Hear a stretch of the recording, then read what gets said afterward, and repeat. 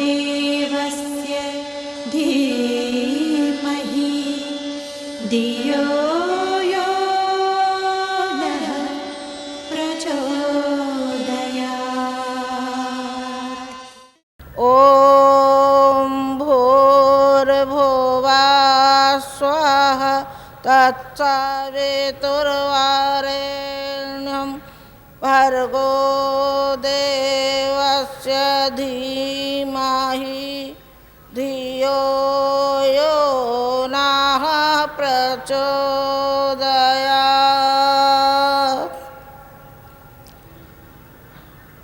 हमारे आत्मीय परिजनों, जितनी व्यक्ति की प्रगति होती जा रही है उतना ही वह चिंतन की दृष्टि से एक बौना और घटिया होता हुआ चला जा रहा है। उसके अंदर से भाव संवेदना सोती हुई चली जा रही है, न मालूम वो कहाँ विलीन होती जा रही है। न करुणा है, न दया है, न संवेदना है। तो फिर बताइए इस समाज में और राष्ट्र में क्या योगदान दे सकते हैं।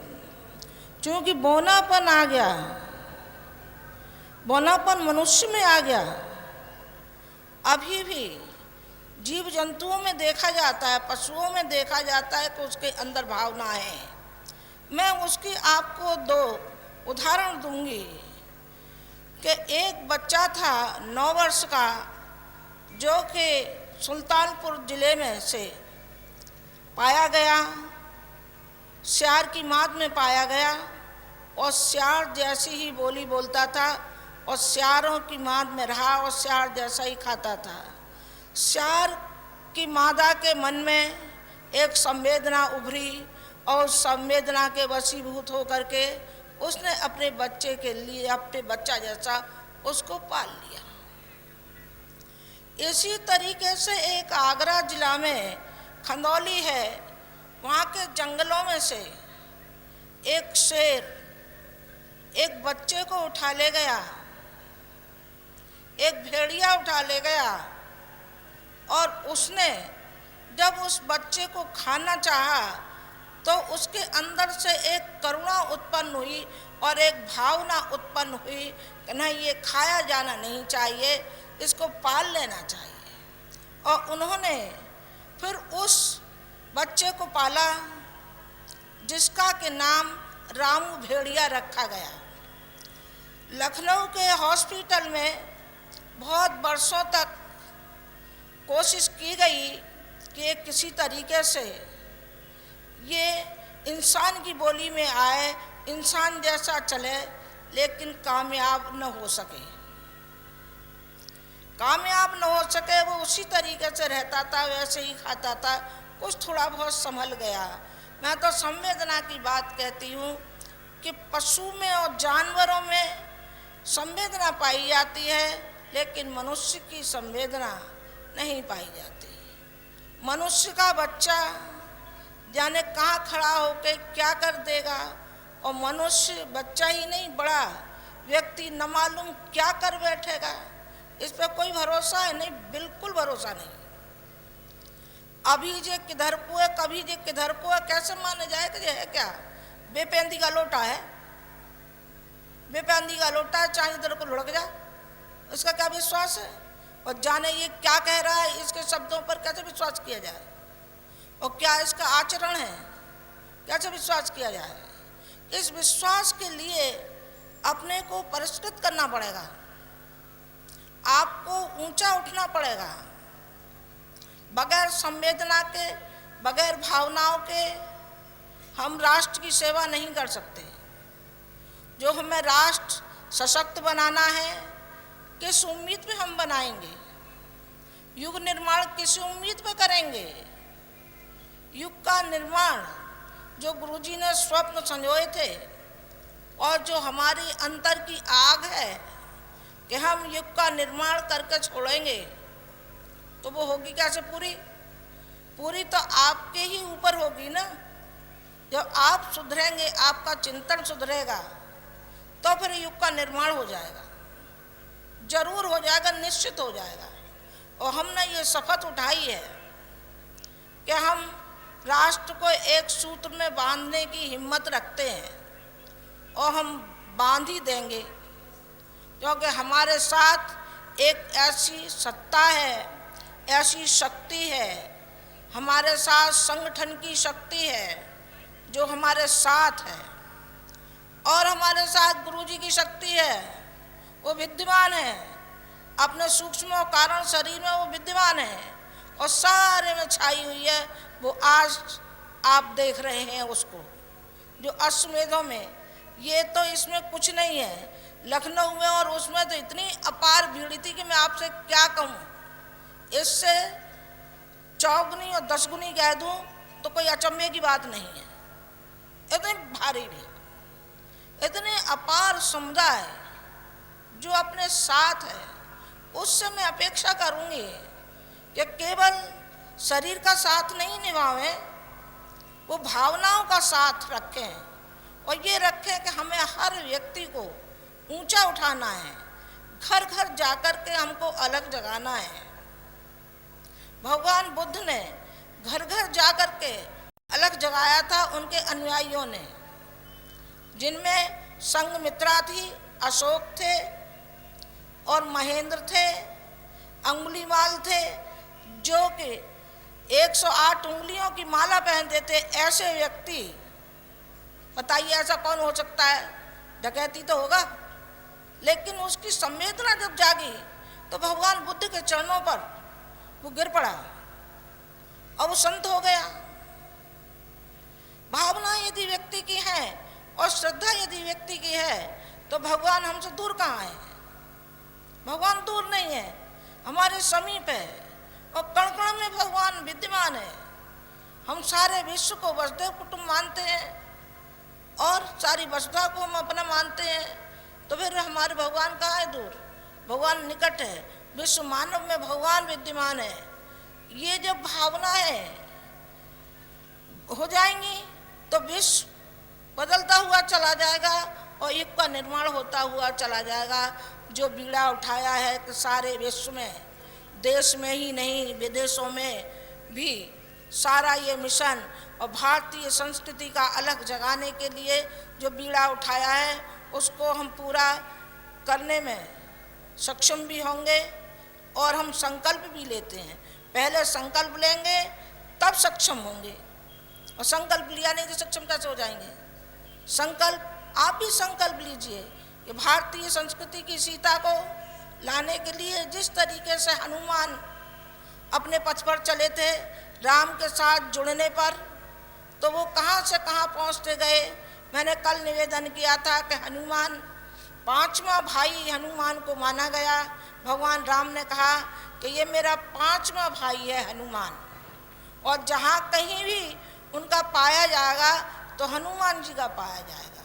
मैंने गुजरात में भी बहुत देखा, मंगलवार का व्रत, शनिवार का व्रत, अरे भाई काय का व्रत रख रहे हो आप लोग? हनुमान जी का रख रहे हैं, बड़ी अच्छी बात है। आप हनुमान जी जैसे पर बनोगे कि नहीं बनोगे ये बताओ? नहीं साहब, सो हम नहीं बनेंगे तो क्या करेंगे? हनुमान जी तो बाल ब्रह्मचारी थे। नहीं साहब, हम तो 10-10 बच्चे पैदा करेंगे आज की महंगाई के ज़माने में, पर बच्चे पैदा जरूर करेंगे, ये भी कोई बात नहीं। और हनुमान ने तो लंका जलाई थी और सीता को वापस लाने में हनुमान का पूरा पूरा हाथ। तो फिर आप भारतीय संस्कृति की सीता को वापस लाने के लिए आप भावना पैदा नहीं करेंगे और संवेदना पैदा नहीं करेंगे? आपको करनी चाहिए, और मुझे उम्मीद भी है कि होगा ही।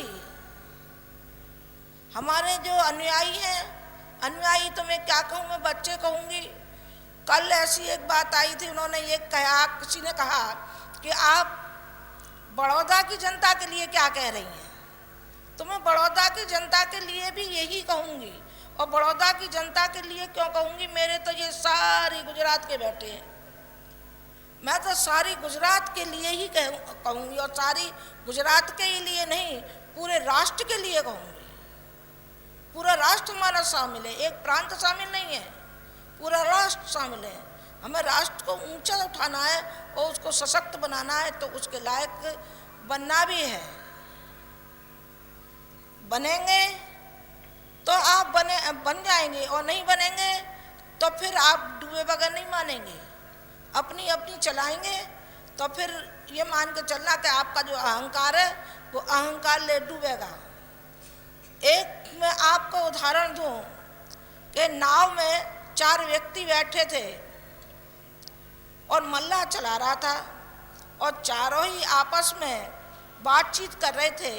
उन्होंने कहा कि हम तो गणित जानते हैं, एक ने कहा हम विज्ञान जानते हैं, एक ने कहा हम भूगोल जानते हैं, एक और कुछ कहने जा रहा था चौथा। तब तक मल्लाह बोला, सुनते सुनते उन्होंने कहा कि ये बात बताइए कि आप तैरना जानते हैं क्या? उन्होंने कहा कि नहीं। आप तैरना नहीं जानते तो ये आ रहा है तूफान और ये नाव डूबेगी, आप मरेंगे, और मैं तो तैर के बाहर चला जाऊंगा। और मल्लाह का इतना कहना था कि नाव भंवर में पड़ गई और मल्लाह निकल आया तैर के, और वो चारों के चारों डूब गए। चारों डूब गए। तैरने का मतलब हमारा है कि वो तो एक नदी का है, उदाहरण है कि उसमें मल्लाह उनको पार लगा रहा था और बीच भंवर में छोड़ गया। और बैतरणी को पार करने के लिए वो है देव संस्कृति। देव संस्कृति की जो बैतरणी है, इससे हमारी नाव किनारे लगेगी और किसी से किनारे नहीं लगेगी, और ये गले उतारना ही पड़ेगा।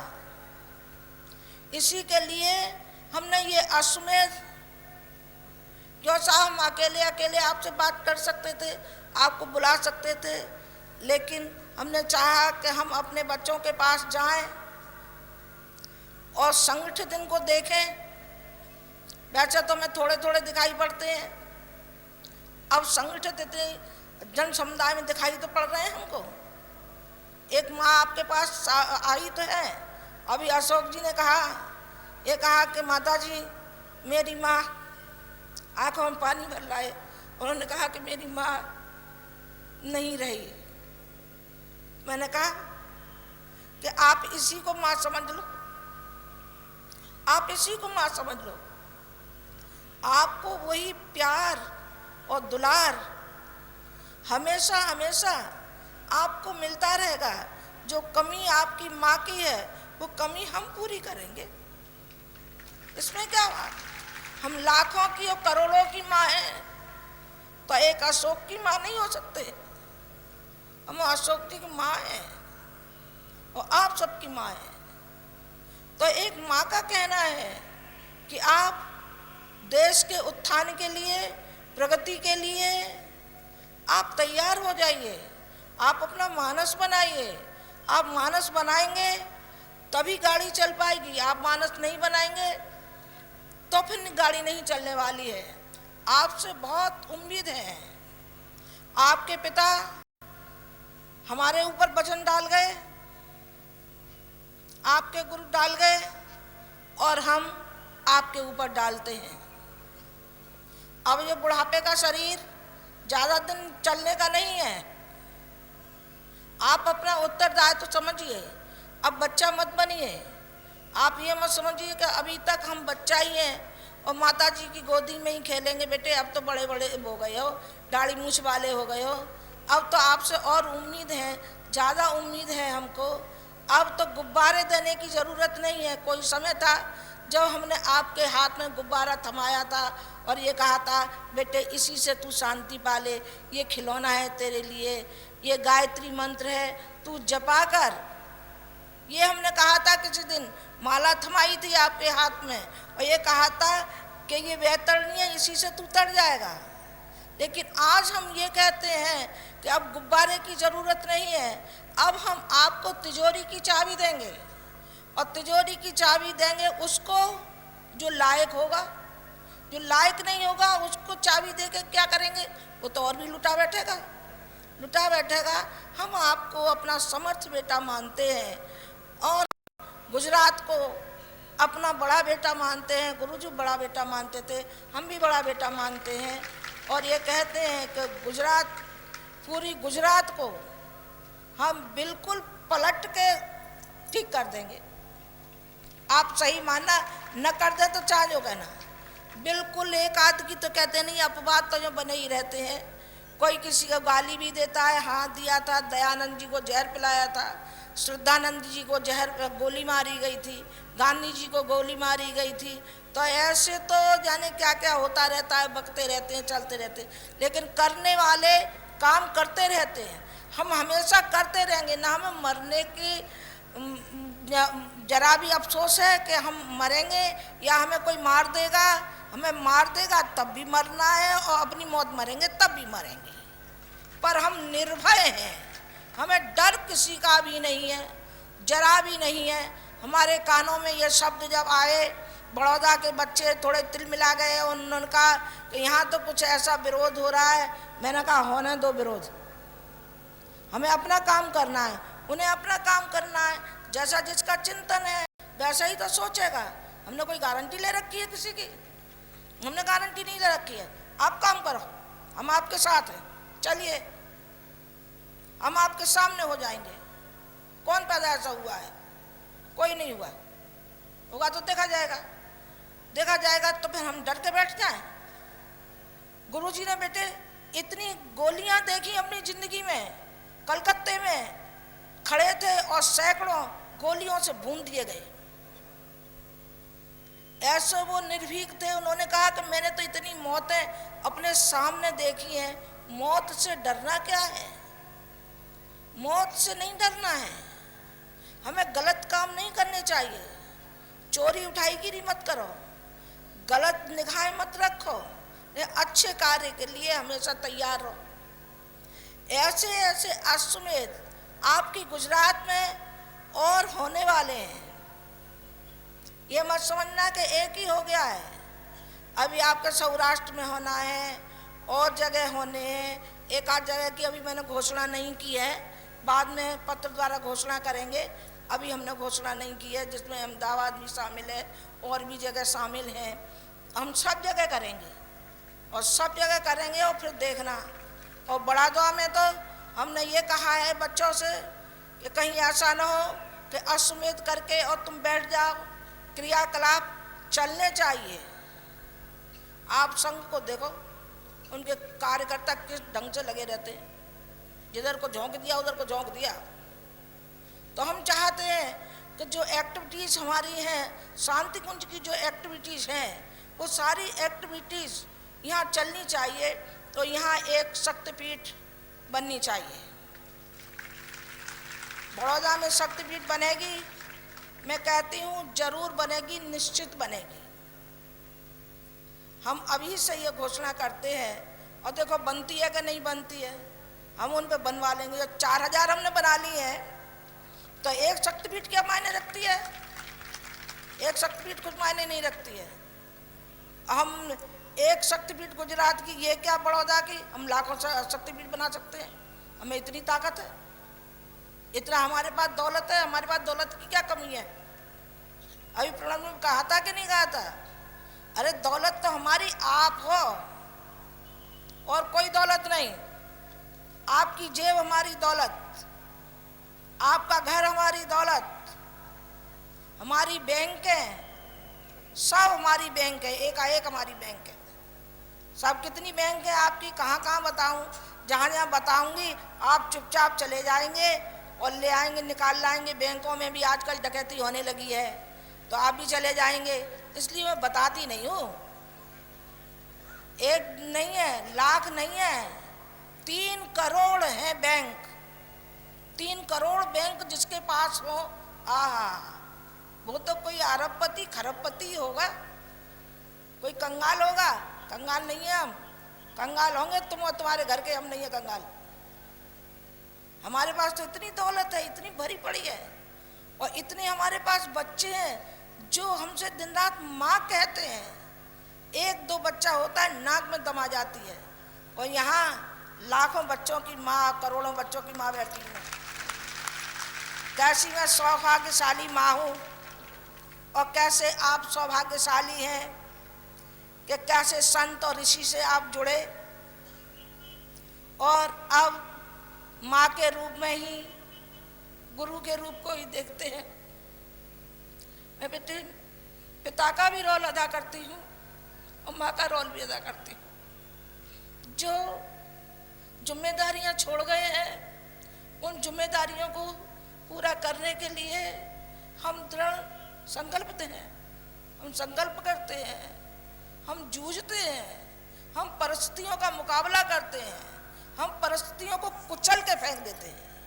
परिस्थितियों के साथ में समझौता नहीं करते, हम वो नहीं करते कि हम उनके गुलाम बन जाते हैं। परिस्थितियों के गुलाम नहीं बनते, बल्कि परिस्थितियों को अपना गुलाम बना लेते हैं, अपना गुलाम बना देते हैं। ये परिस्थितियां तो आती जाती रहती हैं, शरीर भी आते जाते रहते हैं। अरे जो कुछ कर लो सो ही कर लो। भगवान को यदि पाना है तो इंसान के रूप में पाना पड़ेगा। हम प्रतिमा की पूजा करते हैं और किस निष्ठा और श्रद्धा के साथ करते हैं। वो कभी बोलती भी नहीं, खाना भी नहीं खाती।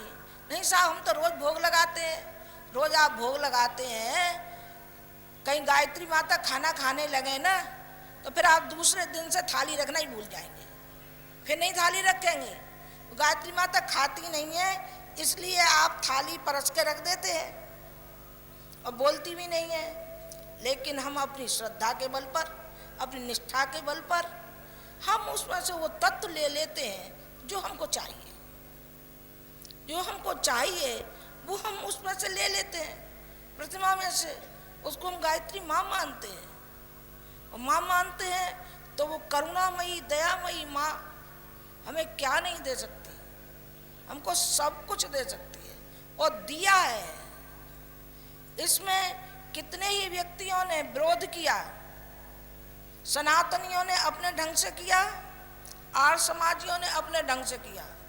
उन्होंने कहा ये मूर्ति पूजक है, कहा अच्छी बात। उन्होंने कहा ये तो जाने कौन है, मालूम ही नहीं है। ये तो औरतों को जनेऊ पहनाते हैं और यज्ञ में बैठाते हैं और पर्दा को हटाते हैं और दहेज को हटाते हैं। अरे जाने जाने कौन। सब जो कहते रहे सो कहते रहे, पर अपने रास्ते पर चलते ही रहे, सतत चलते रहे। और सतत जब चलते रहे तो कहाँ से कहाँ उनका व्यक्तित्व बनता हुआ चला गया। एक गायत्री माता के छत्र छाया में बैठ करके उन्होंने 24-24 लक्ष के 24 प्रोषण किए। उससे उन्होंने अपना व्यक्तित्व निखारा और परिष्कृत किया। उस व्यक्तित्व का कमाल है और उस शक्ति का कमाल है जो आपको आज दिखाई पड़ रहा है। एक व्यक्ति इतना बड़ा संगठन बना लेगा, एक व्यक्ति इतना साहित्य लिख लेगा, एक व्यक्ति इतना समाज सेवा कर लेगा? नहीं कर सकता। ये कोई महामानव, ऋषि और संत ही कर सकता है। और मैं तो कहती भगवान ही कर सकता है। मैं तो खुले रूप में कहती हूँ, आप यदि ऐसे छल छलाने लगे, घुंघरू की तरीके से छलकने लगे, तो सारा विश्व देखता ही रह जाएगा। सारा विश्व देख रहा है आज। और यदि मिशन है तो आपका ये मिशन है और इसकी लाज रखना भी आपका ही काम है। क्योंकि आपको गुरुजी ने बनाया है, आपने उनको देखा है और आपके साथ कितना वो जुड़े और कितना उन्होंने अनुदान और वरदान आपको दिया, आपको दलदल से निकाला। आपके आंसू उन्होंने पहुँचे, जो करोड़ों की संख्या में बिलखते हुए आते थे और हंसते हुए जाते थे। बेटा मैं बैठा हूँ, तुम क्यों रोते हो? तुम मत रो, तुम्हारे हिस्से का मैं रोऊंगा। रोना पड़ेगा तो तुम्हारे दुख कष्ट को देख के मैं रोऊंगा, तुम मत रोना। और तुम्हारी माँ भी यही कहती है कि आप मत रोना, मुस्कान बनाए रखना। चाहे जैसी कोई विपत्ति आती हो तो आएगी तो देखा जाएगा, देखा जाएगा। अभी मैं जिंदा बैठी हूँ, बिल्कुल इसी तरीके से छाया करती रहूँगी जैसे मुर्गी अपने अंडे की करती है, देखभाल करती है। चिड़िया आकाश में उड़ती रहती है और अपने अंडों को नीचे देखती रहती है कि मेरे कोई अंडे न लेके भाग जाए, मेरे अंडे को कोई न फोड़ जाए। वो ऊपर उड़ती भी रहती है और अपने बच्चों को देखती भी रहती है। टिटहरी का उदाहरण है।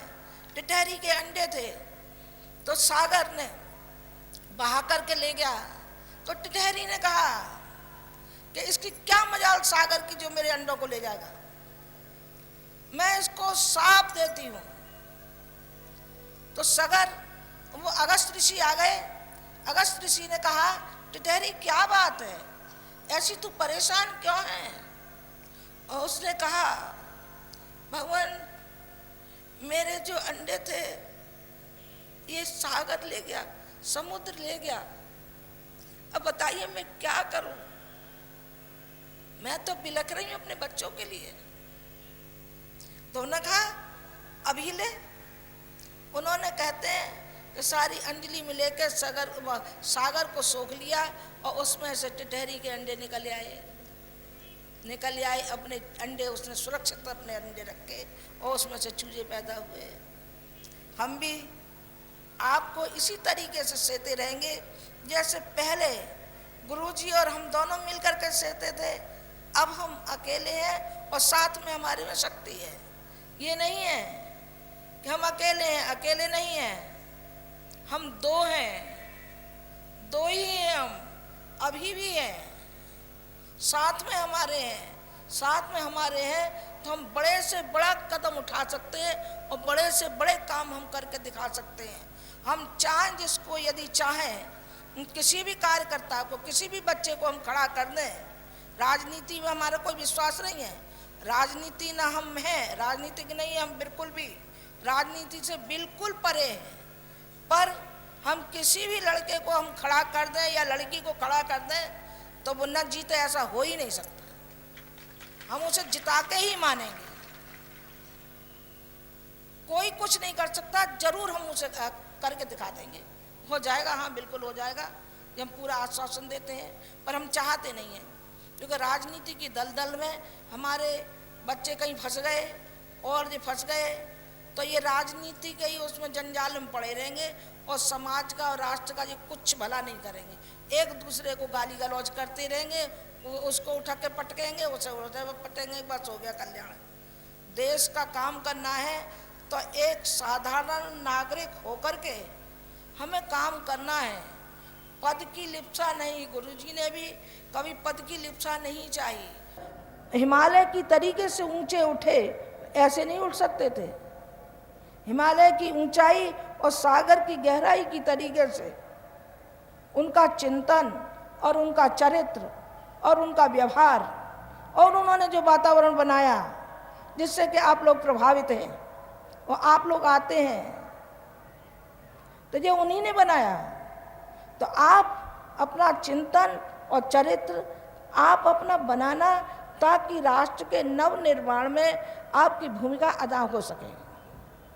आज दीप यज्ञ हो रहा है, आप इसमें संकल्प करना कि छोटे छोटे हम दीपक जैसे ही क्यों नहीं हैं, हम संगठित रहेंगे तो हम दीपक जैसे जगमगाते रहेंगे और दूसरों को रास्ता दिखाते रहेंगे। अंधेरी रात होती है दिवाली की और उसमें दीपक जलते हैं, राहगीर रास्ता पाता है। उसने इनकार कर दिया, चांद ने इनकार कर दिया कि हम नहीं निकलते। दीपकों ने कहा कि हम जलते हैं, हम जलते हैं और हम जल करके और वही रोशनी देंगे जो कि चांद और सूरज देता था, वही रोशनी देंगे। दीपक का अर्थ, तेल और बाती का अर्थ स्नेह होता है, स्नेह होता है, प्यार होता है, ममता होती है, करुणा होती है, दया होती है। आज इन दीपकों के साथ आप संकल्प लेना कि हम भी देश के काम आए, हम चाहे नन्हे नन्हे दीपक ही क्यों नहीं है। आज ये दीप यज्ञ होगा। आज मैं तो आपसे विदाई लूँगी क्योंकि सुबह जल्दी जाना है। पूर्णाहुति कल होगी, उसमें आप लोग सम्मिलित होना। और मैं तो नगरवासियों के लिए सबसे कहती हूँ, कल भी मैंने कहा था, हमारे अंदर संकीर्णता नहीं है। जो भी आना चाहें, जो भी सम्मिलित होना चाहें, सहस्र आइए। इसमें पैंट वर्जित है, पैंट पहन के मत आइए। आना ही है आपको, मानत होती नहीं है तो चल कोई पीला दुपट्टा ही ओढ़ लो, इतना काम तो कर लो, इतना भी नहीं करोगे तो फिर क्या हुआ। श्रद्धा के साथ इसमें आहुति आप देना, और श्रद्धा जो आपकी होगी वो आहुति उसमें पड़ेगी, उसका कुछ और ही कमाल होगा, और ही आपके अंदर परिवर्तन आता हुआ चला जाएगा, और सारा वातावरण हमारा बदलता हुआ चला जाएगा। हमारा अश्वमेध करने का जो विचार है, जो हमारी उम्मीद है, और जो हमने संकल्प लिया है, इसी उद्देश्य के लिए हमने लिया है कि हम सारे वायुमंडल से लेके और सारे विषाक्त जो वातावरण फैला हुआ है, जो वांछनीयता फैली हुई है, उन अवांछनीयता के विरुद्ध कदम उठाना है। हमें लड़ाई नहीं लड़नी किसी से, हम तो प्यार और सौहार्द से कोई व्यक्ति को संभालेंगे। हम नफरत नहीं करेंगे, नफरत कभी सीखा ही नहीं। जो नफरत हमने नहीं सीखा, सबको सीने से लगाना सीखा है, पर हम उसकी आदतों को सुधार के मानेंगे, सुधार के मानेंगे। ये मुझे आज आपसे कहना था। अब आपसे विदा लेते हुए मुझे भी कुछ अपने मन में भावुकता जैसी आने लगी है, तो मैं अपने बच्चों के बीच में आई, और कल मैं जा रही हूँ। मेरे बच्चे मुझसे बिछड़ रहे हैं, पर शरीरों का बिछड़न है, आत्मा का बिछड़ नहीं है। माँ से बच्चा कहीं बिछड़ कर नहीं जाएगा, माँ के समीप ही रहेगा। उसकी भावनाएं, उसका प्यार और उसका आशीर्वाद अपने बच्चों के लिए सुरक्षित रहता है, चाहे वो कहीं भी रहे, देश में रहे, विदेश में रहे, विश्व के किसी भी कोने पे रहे, पर रहेगा तो आखिर माँ का बच्चा ही वो। मेरे लिए तो आप सभी मेरे लिए उतने ही प्यारे हैं जितने कि मेरे लिए मृत्युंजय और शैल है, उतने ही मेरे लिए आप बेटे बेटी प्रिय हैं। मेरे मन में वेदना ये आई, और मैं एक आपको गीत सुनाना चाहूँगी, आप उसको ध्यानपूर्वक सुनना। वो गुजराती में है, क्योंकि आप लोग ये जानते हैं कि माताजी गुजराती बोलना नहीं जानती हैं, तो अब की बार मैंने सोचा, मैंने कहा इनको गुजराती गीत सुनाना चाहिए।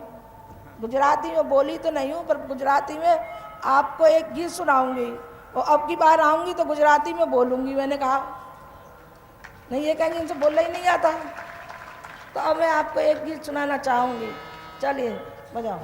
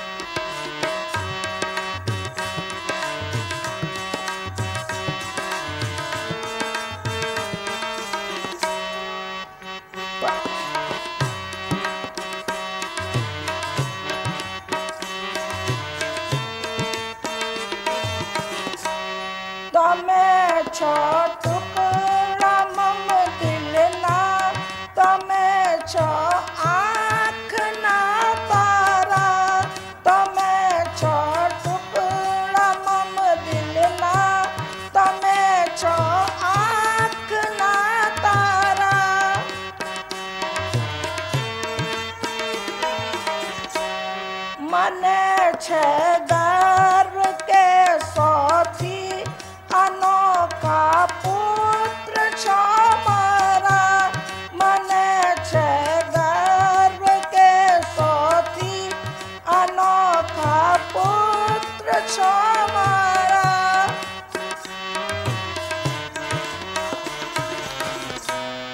बनावा देवता तमने कहे छे आज मन मारू बनावा देवता तमने कहे छे आज मन मारू घर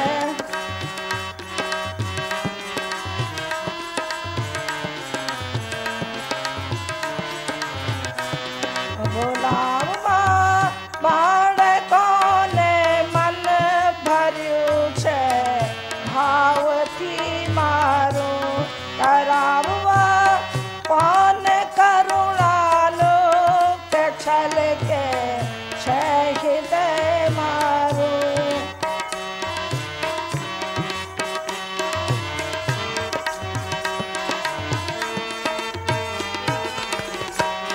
मुसीबत मां पड़ी जो ने सुसंस्कृति देवानी आजे मुसीबत मां पड़ी जो ने सुसंस्कृति देवानी आजे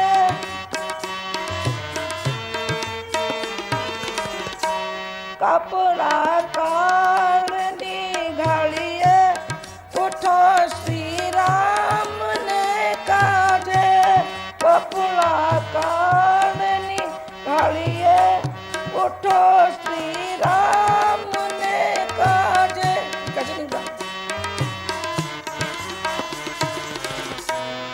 बचावा मानवीय गरिमा पुकारे छे हृदय मारू बचावा मानवीय गरिमा पुकारे छे हृदय मारू करावा पाद करुणानु के छलके छे हृदय मारू बोलावा बाळकोने मन भर्યું છે ભાવથી મારું ગાયા નહીં जा रहा है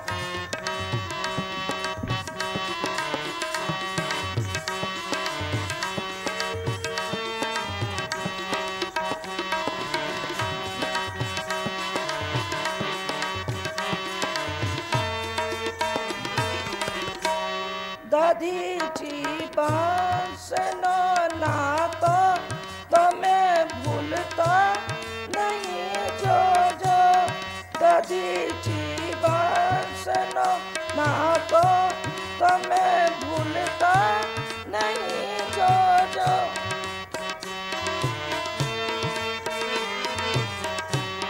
ऋषिना बांसनु गौरव अनेरू जाए नहीं जो जो ऋषिना बांसनु गौरव अनेरू जाए नहीं जो जो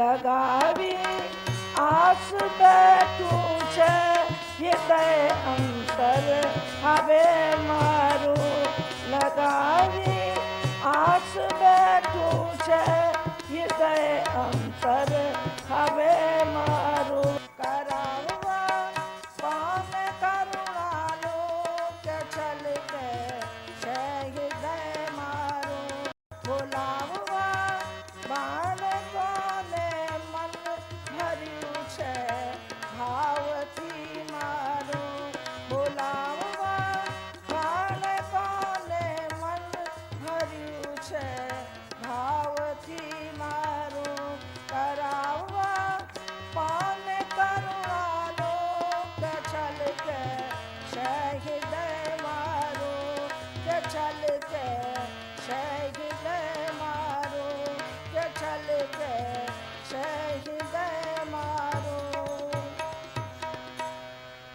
हमारी जो भावना है अब ये गीत गाया तो नहीं गया गला कुछ बैठा हुआ था इसलिए गाया नहीं गया ढंग से नहीं गाया गया लेकिन ढंग और बेढंग नहीं देखा जाता अपनत्व में कहीं ये देखा जाता है कोई मैं लता मंगेशकर हूँ क्या मैं कौन हूँ जो मैं तुम्हें गा कर कैसे मीठे गले से सुनाऊं अब जैसा भी है वो मैंने आपके सामने प्रस्तुत इस गीत के माध्यम से रखा कि मेरी आपके प्रति भावनाएं क्या हैं, और आप उन भावनाओं की कदर कीजिए, आप उन भावनाओं को समझिए और उस पीड़ा को समझिए जो अंगारी की तरीके से दहक रही है। उस पीड़ा में से थोड़ी सी पीड़ा आप भी ले लीजिए, थोड़ी सी चिंगारी आप भी ले लीजिए। यही मुझे आपसे कहना था। आपके ऊपर छाया की तरीके से हमेशा छाए रहेंगे, ये विश्वास दिलाते हुए मैं अपनी बात समाप्त करती हूँ। ओम शांति।